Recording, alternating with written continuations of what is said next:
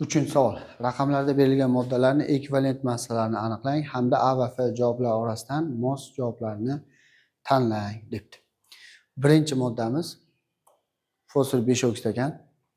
Fosfor 5 oksid P2O5 ekvivalent topish uchun molyar massasi 142 ni oksid hosil qiluvchi element fosforning valentligi 5 ga va indeksi 2 ga bo'lamiz, ya'ni 10 ga bo'lamiz. Shunda 14,2 gram taqsim ekvivalent kelib chiqadi. Shunda 14,2 degan javob B javob. Demak, 1 ga B harfi bo'lar ekan. Ikkinchi moddaga o'tamiz. Kalsiy gidroksoxlorid degan tuz ekan. Kalsiy gidroksoxlorid.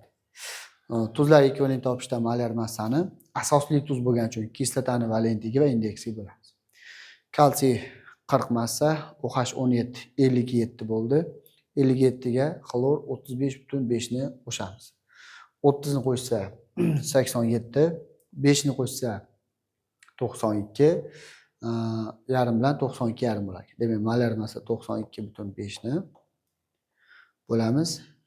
Kislotani valentligi 1 negizli kislota, xloridli kislota va indeksi qavsga olib raqam yozilmagan uchun indeksi ham 1. Ya'ni 1 ga bo'lamiz ekan. Shunda 92,5 gram taqsim ekvivalent kelib chiqadi. Bu kalsiy gidroksoxlorid asosli tuzning ekvivalenti. 92,5 bu C javob ekan, 2 ga C javob ekan. Uchinchi moddamiz natriy sulfat. Natriy sulfat o'rta tuz hisoblanadi. Ekvivalent topish uchun tuzning molyar massasi 142 ni o'rta tuzlar va nordon tuzlarda metalli valentligi va indeksi bo'lamiz. Natriy 1 valentlik, indeksi 2 ga bo'lamiz. Shunda kelib chiqadi 71 gram taqsim ekvivalent kelib chiqadi. Gram taqsim ekvivalent. Shunda 3 ga 71 gram ekvivalent, bu D javob kelib chiqadi.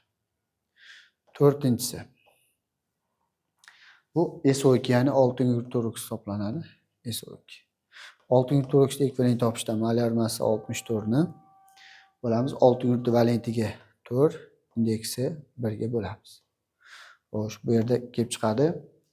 Xo'sh, 16 gram taqsim ekvivalent kelib chiqadi. Ekvivalent kelib chiqadi.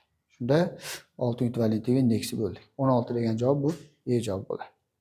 Shunda 1B, 2C, 3D, 4E javob ekan. Javobda 1 ga B javob, 2 ga C javob, 3 ga D javob va 4 ga E javob bo'lar ekan. Shu javob yoziladi.